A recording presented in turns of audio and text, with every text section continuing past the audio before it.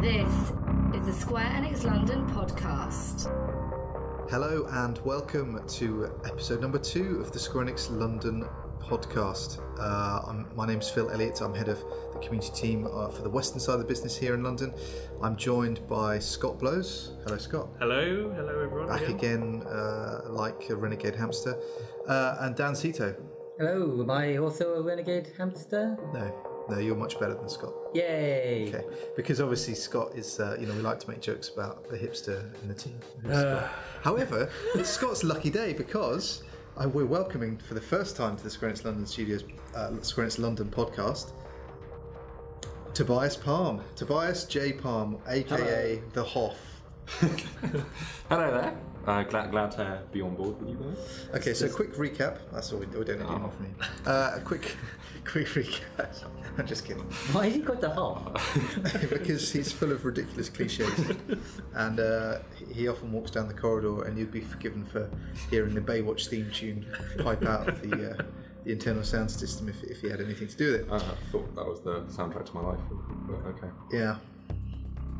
Only you would be proud of that. So, Scott, you work on Life is Strange. It's been a busy few weeks, busy month for you. Yeah, busy couple of weeks. So, Life is Strange episode 2, Out of Time, is out now, and it has been since for about a week or so, a bit over a week. So I've been reading all your reactions on the forums and through our Twitter and Facebook channels, and there have been some pretty crazy ones, but also some really interesting ones.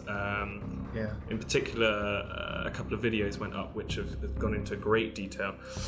Well, you've got to be. It's really hard, isn't it? Because with this game, we've got to be careful of spoilers. Exactly. For those people who haven't played the game yet, for those people who maybe have played episode 1 and haven't got to episode 2. I mean, the end of episode 2. Yeah. Can I just be the first to say ZOMG? Yeah. And can I also just say I didn't? Oh. And I can't believe it.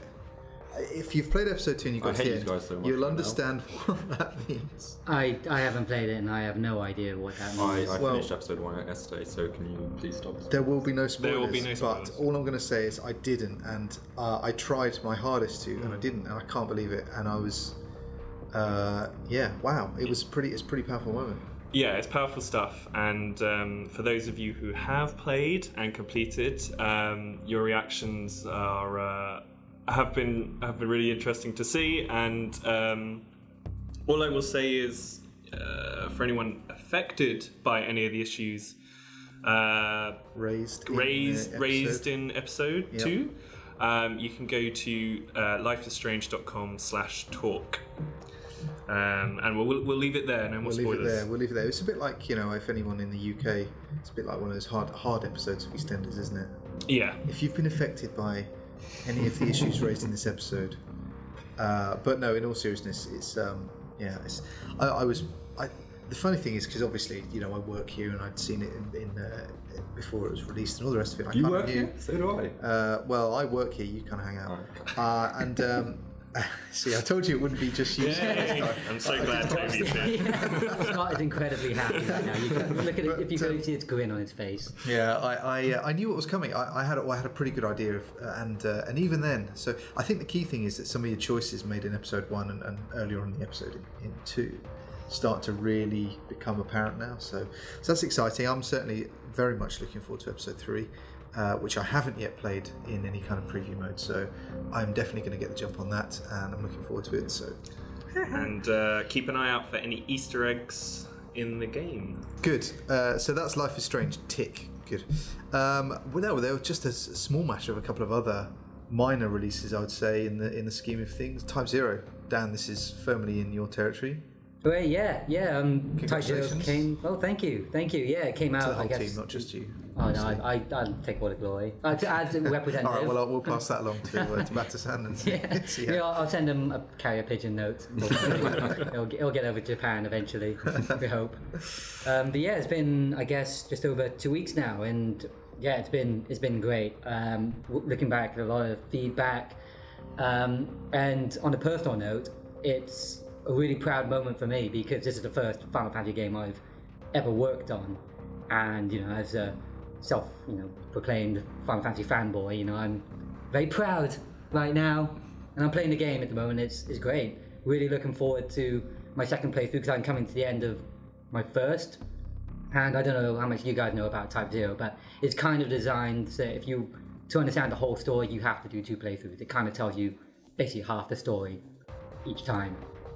Oh, what is that from like different characters' perspectives then? Or... Sort of. I mean, it's the same characters throughout, but in the second playthrough, you get to see certain things that you didn't see in the first time, and you get different options. So in the second mission, for example, you're supposed to take over a fortress. Reclaim a fortress. And the first playthrough, you go on straight, head in, you take it over by force. The second playthrough, you basically become like a covert ops group, and then you go into enemy lines ahead of the main force. So it's a little bit different, and it uncovers a little bit more of the story. I wouldn't say any more. Can you choose that path yourself, or is that second playthrough sort of determined? You choose. Yeah, you don't get a choice in the first playthrough, but second time you get an option to choose. And then it's pretty cool. I think one of the questions I'm interested actually in asking our dear listeners is if you got Type 0, hopefully you did. What was the first thing you did? Was it play Type 0 or was it play the FF15 demo? Well, the demo does take a little while to download, so I don't think play Type 0 while the demo is in fact, that's exactly what I did do. Being economic with your time. Also super exciting. One question just before we talk about the 15 demo. You're nearing the end of the first playthrough. Are you going to watch the end credits? Are you going to wait to see your name? I am, yep, and I'm going to be abusing that share button. Yeah. Yeah. It's an awesome thing. My name is probably unjustifiably in Life is Strange credits. And I think that's one of the most. Thanks, Toby. It's one of the most satisfying. Oh dear, debut and final appearance from Toby Palm. No, it's one of the most satisfying moments I think for anybody who works in the games industry who loves games. Most people, you play games and it's the first thing you skip. You get to the end, great, right? Okay, now how do I go back and unlock those other trophies or whatever it is you do? Kind of waiting for them to scroll down is definitely very satisfying. All right, so straight onto the demo, and again, I think I do want to just say a word about Type 0. The reviews were pretty good, and really good to see, especially considering, I guess, the sort of the legacy of how the game came to be. I wondered if people might kind of still have some lingering frustration over it originally being a PSP game and taking so long to come over, but the reviews I read certainly seemed to enjoy the fact that it was a slightly fresh approach and kind of doing something different. So that was good to see. But yeah, the demo. I think it's safe to say there are a few wow moments in there, and given that it's a demo, it's probably something we can talk about without too much fear of spoilers, because to be honest, it's a demo, it's been a couple of weeks. If you've not played it yet, then shame on you. And to be honest, like the content and especially story, there isn't really much story. It's more like a framework. Yeah, it's just like a snapshot really. It's kind of a slice of what you can expect. And that's touching on the story as well, it won't feature in that actual storyline is not in the main game. It's been made bespoke. Yeah. The first thing, there were probably two moments for me, which once I'd got through the tutorials, which I think are definitely necessary, but there's quite a lot to learn, isn't there, in terms of movement and combat and stuff. But even before I got to the first tutorial, I remember kind of just doing the first look around, taking stock. Again, it's obviously something I've seen a little bit in before the release, but taking control of the game for the first time and just looking out across the lake and seeing this ridiculously huge creature. I know nothing about it. I don't, but I just found myself standing there watching it move around for a while, and within myself thinking, part of me, I just want to go and see if I can fight it and beat it, and thinking, no, don't be ridiculous. It's the size of like 100 buses or something crazy. Did you find that when you played the demo? Oh yeah, totally. I mean, half of it is because, it's like you say, it's a demo, so you know that there's almost no penalty, because in the demo it doesn't matter if you die over and over again. Yeah. It's not going to really be detrimental to your overall experience and your game, your save. So yeah, I went and just did everything I could do. I went and tried to fight everything and run around and do. Did you fight the big thing? Oh, you can't. You can't. Oh, you can't. Oh no. Yeah. No, I tried running up, but no, it's. Is that a passive monster? Yeah, well, it's there's you can't go that far into the lake. Oh, I see. I imagine even if you could, because you can't swim in a demo, so right. There's just a point where you can't proceed any closer. But I mean, it's definitely feels like a living, breathing world, which is exciting. I suppose the second thing of note. I just my question about the FF15 demo. I haven't played it yet, but. Is there? Well, you're not really entitled to it. Get out. Just leave. stop there. No. Important question. Serious time. Is there an elixir, and did you use it? An elixir? Yeah. No, I don't think there is. I think you get potions, a phoenix down, maybe ethers. I can't remember. I never really use any items. Okay, because I was just thinking that would be the opportune moment, because you've only got that sort of framework in which you play, and when the end sort of comes around, so actually you're not going to be saving that elixir for a massive boss battle like in all the other Final Fantasies. Yeah, to be honest, in RPGs I'm a terrible hoarder. I never use any money, thinking I might need it for a bigger battle, and then by the end of the game I'm exactly the same. I'm thinking, no, hang on, I need to save this, because when I really need it, if I use it now I'll regret it, and then what happens if I really needed it, I can't get past something, and then it's effectively a game over. Yeah. And then I find, when I finish the game, I've got like 16,000 Phoenix Downs. Yeah. And it's like, and I look back and I think, then that's weird, because there's about 15,500 times where I died. Yeah. And actually that would have been really useful. But I'd love to know, dear listeners, what do you do? Are you a hoarder? Are you a user? Got to be careful. Of and very specifically items within Final Fantasy games. Do you save them up and then probably end up with far too many at the end of the game, or do you use them as you go? In other words, I suppose, are you a pro? I'm sure you are. Or are you a bumbling buffoon like me? Just go in OP, then you never need to use any items. So the second moment for me was, I'm just going to say the word summoning.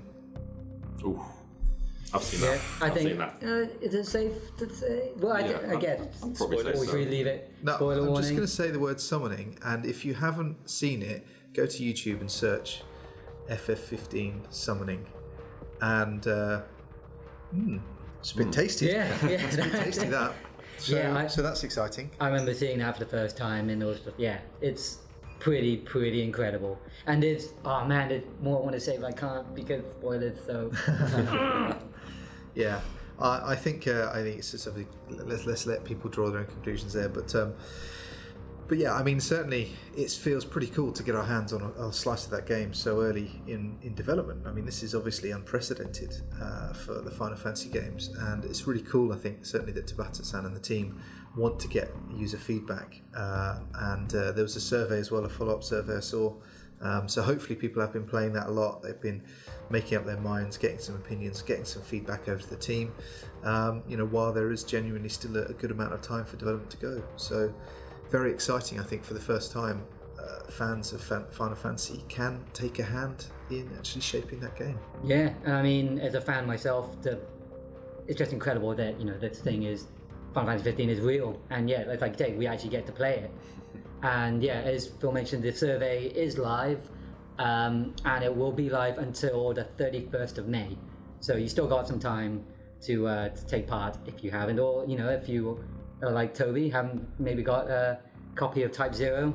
Yes, with the demo. Then just, well, that's the thing. It's like he's got it. He's got it. Oh, he's got it. He's got the demo. He just hasn't played it. That's even worse.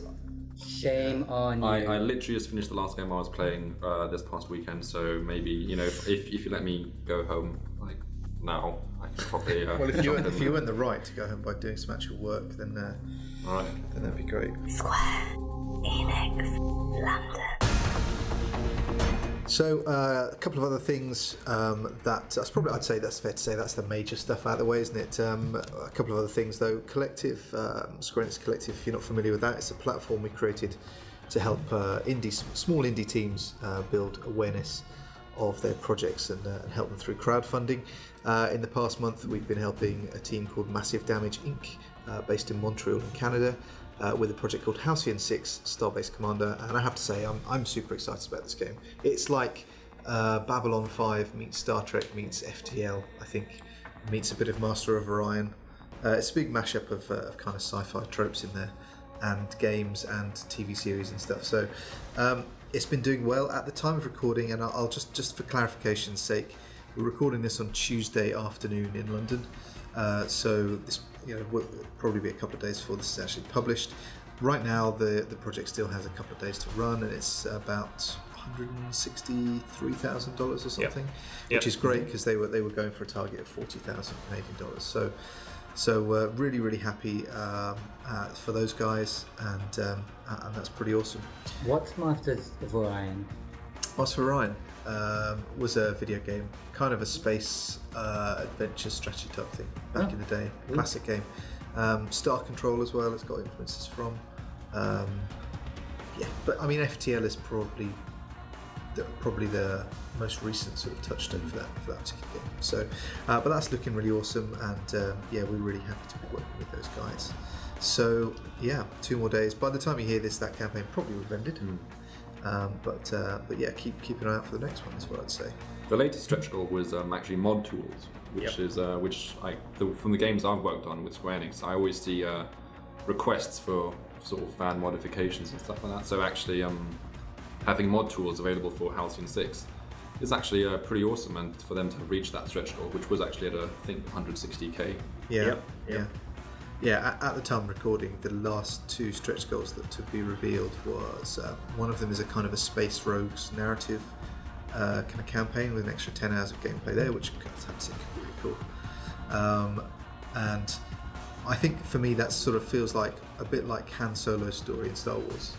The kind of the smuggler type thing. So that'd be pretty cool. And then the $200,000 stretch goal is a PlayStation 4 edition of the game. So if you've got a PS4 and you happen to also have a time machine so that you could listen to this podcast before the end of the campaign, then go and retro back the project. Anyway, if you missed it and you regret that you missed it, don't worry, because obviously you'll be able to buy it at some point when it's released.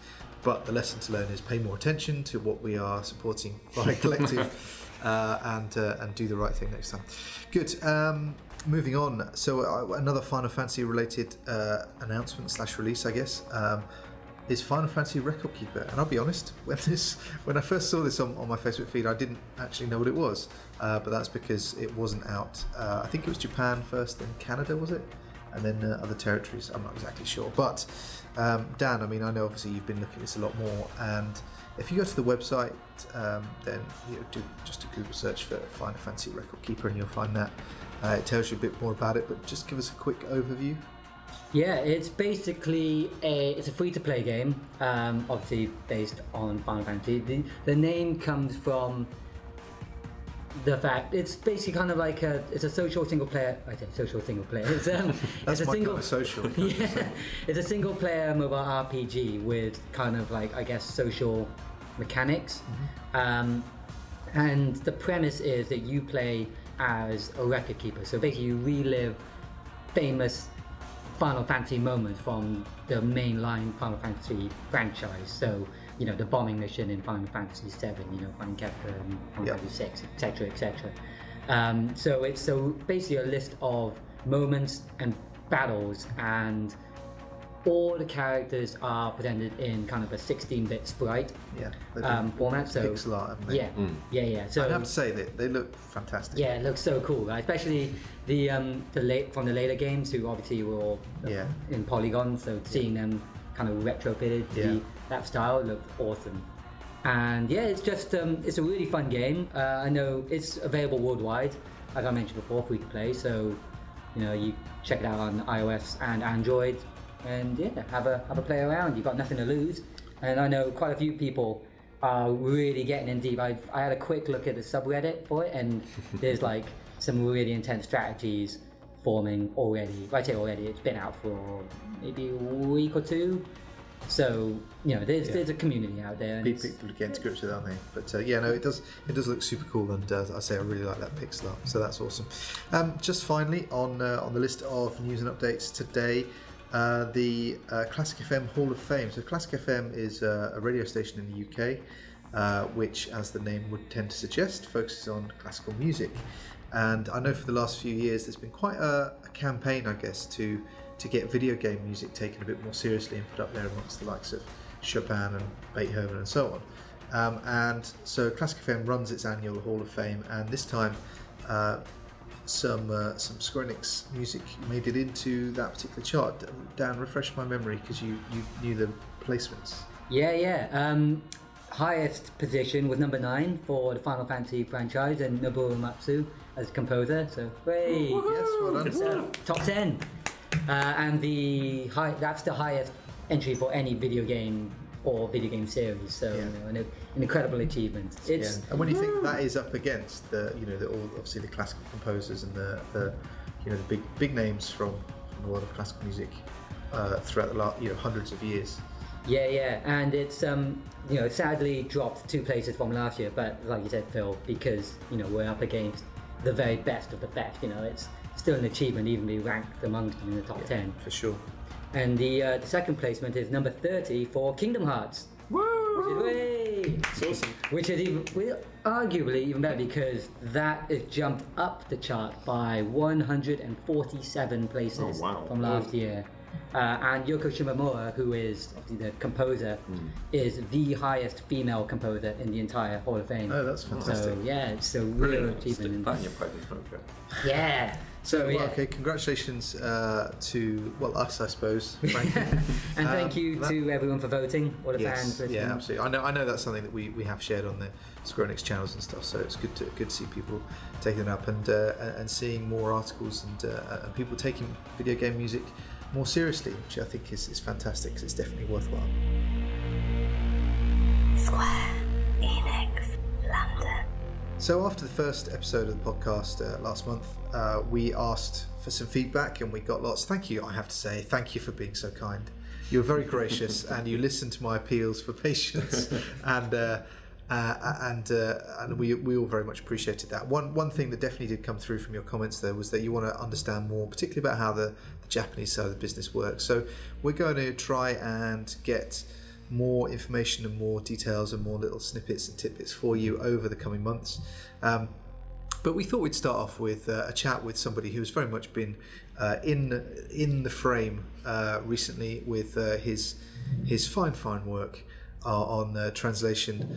And that is, of course, Gavin Poffley, who was translating or interpreting, I should probably say, really, for Tabata-san in the Active Time report, which a certain Dan Seto seems to have hosted. Who's he? And presented. Yeah, he's a nobody. Forget about that guy. But no, I mean, that was a great event. So it was great to catch up with Gavin a few days ago and talk to him about a bunch of stuff. So Gavin Poffley. So it's great to be able to invite Gavin Poffley to the Square Enix London podcast. Gavin, you're very welcome here. First of all, let's just begin. Nice to be here. Thank you. Talk about yourself, your job title, what you do at Square Enix. Okay, my job title at Square Enix is actually Japanese business translator. And what that means is I handle all well, not on my own, but my group, my team handles a lot of the business translation and interpreting needs for the London and Europe offices. I mean, the reason business is in the name really is to differentiate what I do from the people who localize the games, who translate the in-game text and stuff like that. But yeah, I mean, as for what we do on a day-to-day basis, there's a lot of design documents for new games that people need to see over here. They're all written in Japanese. They need to be translated to English. And the bug reports when we're doing quality assurance on a game, they're all the localized versions, the European language versions, are tested obviously by people who speak those languages, and then they'll write the bug reports up into English, and they need to go to the development team, the programmers, to fix the bugs. And the programmers, obviously, mainly being Japanese, they speak Japanese, so that's where you need translation coming in. And quite a lot of accuracy, I would think. Yes. Yes, some bugs really do need those real on-the-ball explanations, otherwise you could mistake it for hundreds of things. That's, of course, assuming our games had any bugs, which I'm sure they don't. But, I mean, I don't know if there's anyone out there who assumes they're all created 100% fully formed, but it's a big process. Now, probably what you're best known for was certainly most recently a starring role in the Tabata-san's Active Time report taking place here in London, and I'm sure everybody enjoyed seeing the Final Fantasy 15 demo gameplay and also the Type 0 gameplay, and of course the man himself. But you're very much up there on the comments. You're very popular. Your dress sense. Oh yes. Popular. No, I noticed a number of comments on various internet forums on the YouTube comments as well. Most of it was very positive stuff. I was very glad about that. Obviously, the dress sense, I suppose, goes with the territory. There's some people are going to like it, some people aren't. But well, it's good. I guess I've not really seen people talk much about interpreters before in things like interviews and streams, and they talked a little bit about something which I've noticed, which is the kind of seamless way that you're reproducing, I suppose, what someone like Tabata-san would say, and not necessarily word for word, I'm guessing, but really getting that feeling across so that the context of what's being said works out really well. That seems to be what they noticed. So we'll talk a little bit about how you do that in a moment. But I mean, first of all, I'm interested to find out how you got into translation interpretation. What was how long have you been doing that for? Okay, well, I mean, I started learning the Japanese language formally when I started university here in the UK at aged 18. I'd never been a big linguist really up until that point. I mean, I did French and German at GCSE. I got okay grades for those. I think I got an A in one and a B in the other, which is pretty good. Yeah, I guess it's not bad. I didn't do any language at A level, and then I was really stumped as to what I was going to study at university. And at the time, it was a bit of a gamble, really, but I saw a Japanese language course advertised in London University. And I thought, yeah, that might be interesting. I don't know if I'll be any good at it, but let's give it a go.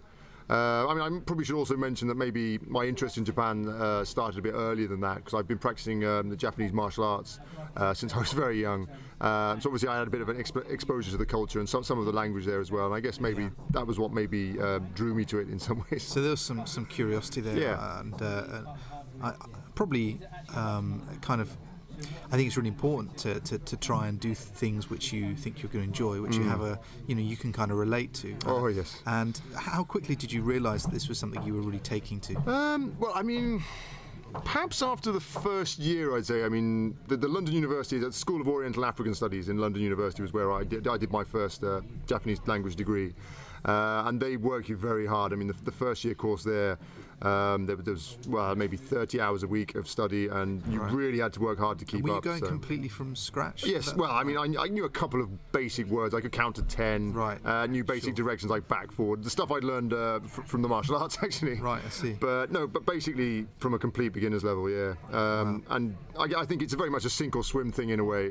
Doing that kind of intensive course, a lot of people did drop out. I think after 3 weeks we'd lost half the people who started. Wow. But again, if you could get through that, then most people went on to the end of the course after that. So how long after graduated then did you end up at Square Enix? Well, I mean, after I graduated my undergraduate degree, I did further study in a Japanese university in Hiroshima. Okay. And when I came back from then, I basically worked as an interpreter and translator ever since then. I've never actually had another kind of job apart from that, apart from a few part-time things. But I think after, it was 2008, I think I joined the company, so it was a couple of years between then. Yeah, I can't remember the exact details, but it was about 5 or 6 years maybe. Right, okay. And Square Enix was a company you knew before joining? Was it some brand you knew? Was it something you were excited about? Oh, very much so, yes. Right. I used to love Square Enix games when I was a kid. I mean, I still like Square Enix games a lot now, but I can still remember the classics that really, really had an impact on me, like Secret of Mana, Chrono Trigger, Final Fantasy 7, Final Fantasy 8. I mean, I really, really enjoyed those games. And yeah, it was... With the Japanese language thing, it was something that, the games industry, certainly back in the 80s and 90s, was Japan. And so that was something I thought as a future career would be really great to be able to do something like that. And I guess I'm here now. Yeah, absolutely. You made it. Although the games industry is not so much Japan anymore, unfortunately. No, well, I guess it's a pretty good corner of the industry, isn't it, to be in? So... When you're doing interpretation, then I mean, it's as I mentioned earlier, it feels different to. I suppose I should contextualise this myself by saying that I've done plenty of interviews with Japanese execs in the past, before my career as a journalist, and the experience is often very much, I kind of say a few words or questions, and somebody's patiently making notes. And sometimes, like I'm doing now, as an example, I like to continue adding clauses and make sure people understand exactly where I'm coming from. And the longer I go on with my sentences, I can see the fear in the person's eyes. And at some point, they say, "Okay, wait, stop! I need to go." You don't seem to do any of that. Well, no, how does that work? I've had a lot of practice at this, so maybe it looks more polished than some people. But no, there is that moment of fear. Obviously, even my memory's quite good, I think, but I have a limit too. And there is that point where you start to think, look, the memory bank's full. I need to translate this now, otherwise I'm just going to start forgetting it. As an interpreter, you kind of don't want to be noticed in that. You want to present it as if it's from the person talking to the other person or people in the room. But the way that you express, the sort of sometimes it's humour, sometimes it's serious, sometimes it's that seems to come across very well. So and it's not really a case of just exactly translating the words as much as the meaning behind them. No, that's very correct. Personally, I have seen a number of interpreters who do maybe approach the task of interpreting the words like a machine in some ways. It's just, this is the words that go in, we must get exactly the same words out the other side. And that can get a lot of accuracy. There are some times where that is perhaps better. So when you're dealing with really technical details and facts and figures, it's best to stick to that. But certainly the kind of interviews that people maybe know me best for, the colour interviews, I suppose you could call them, with all the development stuff. You want to see the personality, and you want to get across their human side of it as well. And I think you need to try and recreate that. It's, and I think that's what people responded to well on the active time report. Oh yes, I believe that was. If it was done in a very dry manner, people would have just switched off, wouldn't they? Yeah, and they definitely didn't. So I mean, there's a number of reasons for that. Maybe my shirt, but. So you work with, I guess, quite a lot of the directors and producers from Square Enix Japan. Yes. Over the time. Do you go to a lot of events? I obviously do internal stuff that you talked about, but you have to do some travelling, and how does that work? No, it's good fun doing that actually, because my day job, I'm basically in the office all day, 5 days a week, translating documents or doing interpreting for internal telephone conferences, video conferences, and that. But yeah, a couple of times a year we go to the big events and do media interviews or presentations.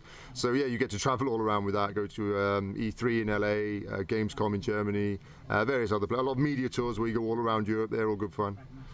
And has there ever been a time when you've been interpreting something and you suddenly thought, hang on, are we supposed to say that? Is that public? Like, I guess you can't really second guess what's being said. You just have to go with it, right? Well, I mean, the way we do our interviews actually is the system, in a way, has a built-in fail-safe for that, because while obviously the development talent who is doing the interview is talking in Japanese, there's always going to be a Japanese PR guy in the room from the Tokyo PR team, right. And if they say something that they're not supposed to say, that's when it gets stopped. So it's sort of, there's a filter in there before I mean, it doesn't happen very often. These guys are all brief. They know what they are allowed to say and what they are. But there's that extra layer in there. So while they're doing the original pronouncement, they say, well, hang on, we can't say that. We haven't given anything about that, and then it doesn't get interpreted. So. And you could be this hilarious moment when you're up on stage doing a big audience, and you just make it up completely, just like. Have you ever been tempted just to completely wing it and say, that's dull, let's make some cool stuff up? It does slip into your mind, but yeah, you really can't do that, because again, even though the majority of the audience can't understand the Japanese, there's always going to be a couple of people who do. So yeah, you've got to watch out for that. I guess it would be quite a lot of fun for quite a short time. It would be hilarious, and then someone would fire me, so it wouldn't be hilarious after that. So what sort of events have you been to then? Have you been to TGS or E3, Gamescom? I've never actually been to TGS. I mean, there's a lot. I think last year they used some of the interpreters from our American offices there, so I don't know if I'll be sent this year or not. I mean, I'd like to go. It'd be a great event. I'd love to see it. But I've done all the other big shows at E3, Gamescom. I went to Paris Games Week last year. Actually, there's an up and coming one in France. But yeah, they're all very different. They do feel quite different. It's not as if it's just the same thing in a different city.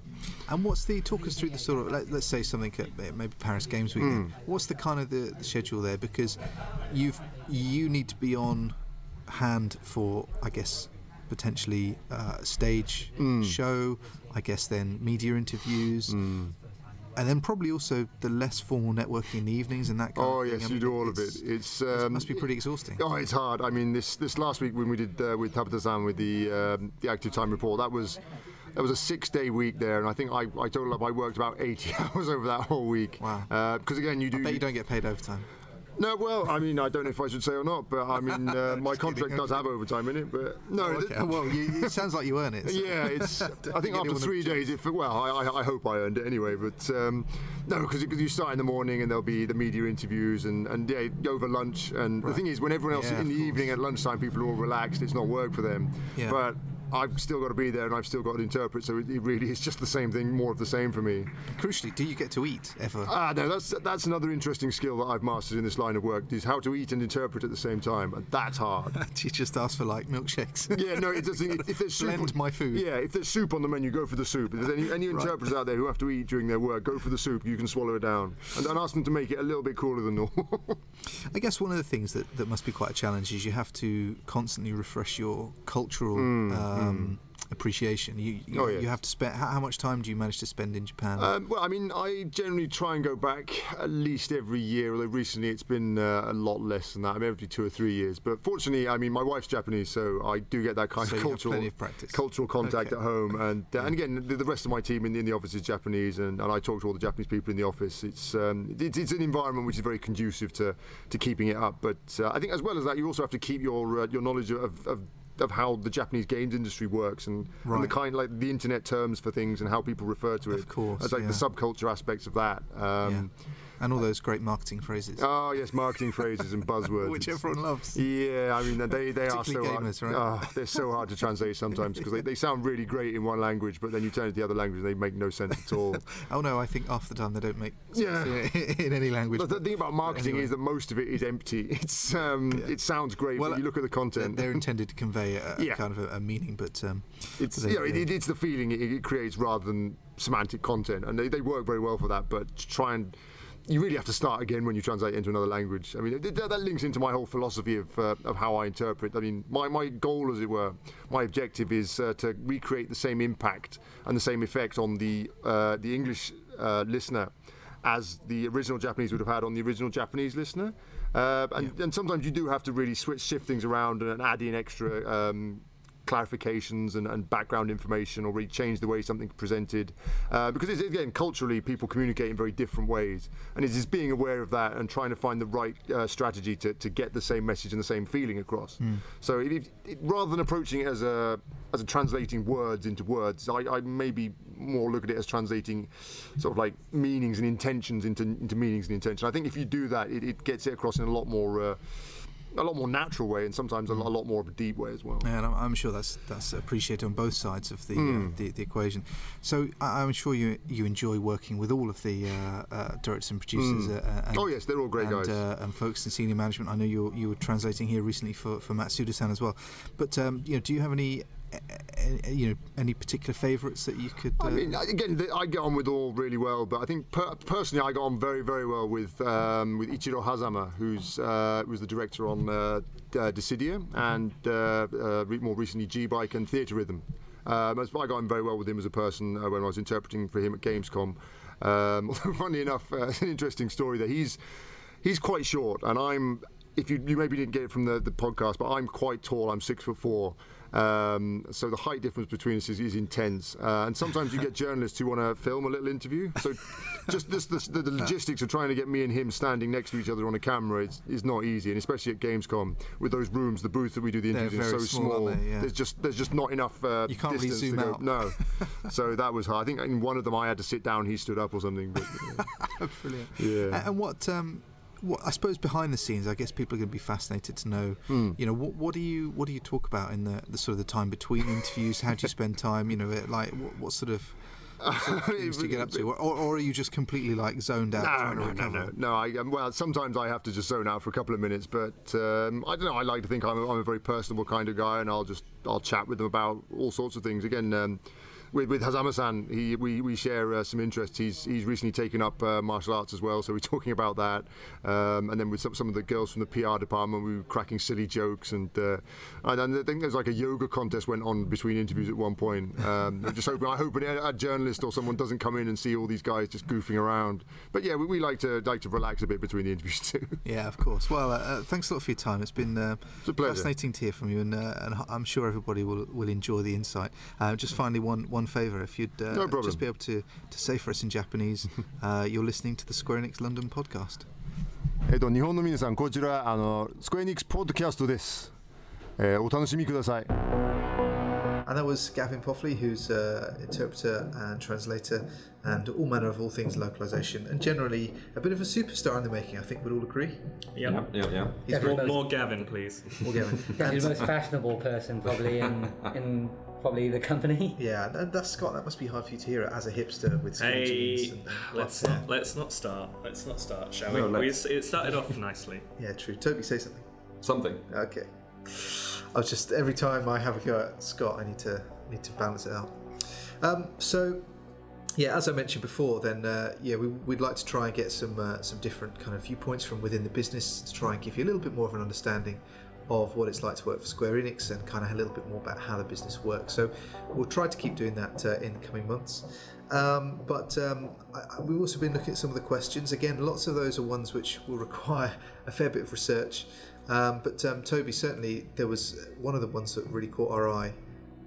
Read it out, please. All right, sure thing. So I think this one came through the blog, actually. So how does SE Japan get feedback from the Western audience? So, what roles do Square Enix Europe and Square Enix North America play, for Japan? Yeah, so I think this is a good one, actually, because we've already touched upon it a little bit earlier on. In terms of the Final Fantasy 15 demo as something which is really a vehicle for that feedback. Dan, do you want to talk a little bit about how, because you're instrumental obviously in collecting feedback and sending it onto the team, and how do they respond to that? How often do they seek out that information? Well, it varies. When it comes to actually seeking out the information, it's literally on a case-by-case, game-by-game basis, because obviously they have a lot of different teams who work on different games, and it's all down to the people making the games, whether they have the time to take on board that feedback, to go through it, what stage of development, all that kind of stuff. So obviously we've seen with Tabata-san and the Final Fantasy 15 team that they are extremely receptive to feedback, as we've mentioned the survey already, and after or the active time reports are half done because of feedback and to respond to feedback. So that's the extent that they want to go. But other teams don't necessarily have the same kind of resources. That's true. So if there's a much smaller team, when they don't have the time to go through it, then it's they still have a game to make. I definitely remember, in the past, kind of working, sort of compiling reports and being asked for feedback on how certain announcements have gone down. It's always a pleasure to kind of compile that stuff and send it over. I know they're very, very interested. And of course, again, you mentioned Tabata-san, Yoshida-san, of course, with 14. I know none of us here work on FF14, but they're constantly kind of reacting to feedback and responding to that stuff. So, there's a bunch of sort of more formal and more informal ways. I know they're always interested to see what the responses are, via blogs or social channels and all that kind of stuff. So, I know it's obviously very easy when maybe some decisions that a business makes you don't understand or you don't necessarily agree with, and oftentimes we're just not really in a position to kind of talk about that stuff or respond too much. Maybe because we don't really have that much information, or sometimes it's kind of a little bit sensitive, so we have to be a bit careful. But certainly what I would say is that do continue to give your feedback, because it's not just us here in the West, but certainly the folks in Tokyo are always trying to make the best games and really kind of respond to what it is that you guys want to play. So even if you don't necessarily agree with us all the time, and even if you're kind of giving us a hard time, that's okay. Keep it coming, and we want to keep seeing that passion. Yeah, just to add on to that, the teams in FCJ are always receptive to feedback. Whether they can act on it or not. It's funny, in Japan they don't get the same kind of level of response that we do here in the West. So it's a little bit alien to them. So, but they love the fact that fans they love the fact they have fans who care enough to actually speak out about the products they love. And how it basically works is that we have a liaison, so to speak, in FEJ, because obviously not everyone in Japan speaks English, who I speak to very regularly, and I will pass on the feedback from you guys to them, then they're all translated to Japanese and then forwarded on to the relevant teams. And yeah, they're always, you know, like I said before, everyone's always really receptive, really just happy that people want to talk and want the best out of our games. So anyway, keep your questions coming in. Hopefully we'll be able to answer more of them over time. We obviously read them all, we'll do our best, as I say, to answer them. Square Enix London. So we're just going to finish up with a little bit of any other business and what we're playing. Toby, I'm going to start with you because you did mention, you know, I was giving you a hard time about not having played the demo, and you said you just finished a game this past weekend. So what was the game? Just finished Watch Dogs, actually. Watch Dogs? Yeah, completed it, platinumed it on PlayStation, of course. So yeah, good times. I really enjoyed it, and at the same time, I completed Life is Strange Episode 1. Wow. Also, you know, I've got Episode 2 just waiting there, but you know, I'm letting it sink in before I move on. Okay, what's going to be your next game? Oof, I don't know. I think I got Bloodborne today, so that's a potential. But that being said, as the FF15 demo is sitting there, right, that's the correct answer. Yes, that was close. Oh wow, I honestly thought you were going to say that something else then. So you've redeemed yourself. Yeah. So, but I mean, for me, it always depends on sort of how much time you have to invest in a game, because as I hate putting a game down before I've actually 100% completed it. You know, sometimes I want to maybe play a shorter game.